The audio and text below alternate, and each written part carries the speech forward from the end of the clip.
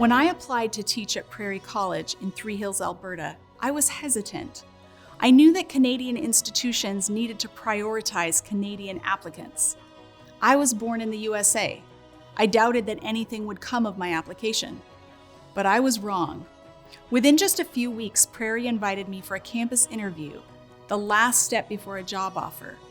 Danny and I wrestled with the decision, learning all we could about the school and its history. It seemed so random to move to the prairies of Canada, a place we had never lived nor dreamed of living. On the last morning of our visit, God gave us a completely unexpected surprise. We found out that I was already a citizen of Canada. How could I be a Canadian citizen without knowing it?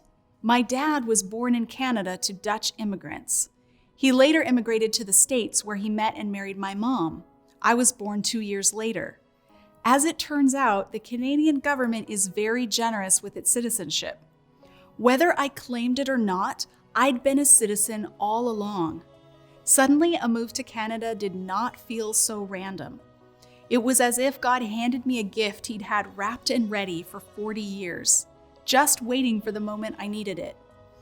We felt it was his way of saying, "You think this is random? I've had it in the works for a very long time." It's hard to describe the feeling evoked by this news. For weeks, I kept shaking my head, treasuring the gift of this discovery.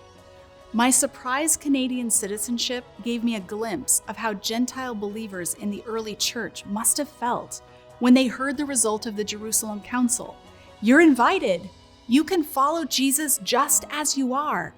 We discovered that hundreds of years ago, the prophets looked ahead to this day, speaking of you who bear Yahweh's name, Gentiles who belong. Welcome to the family.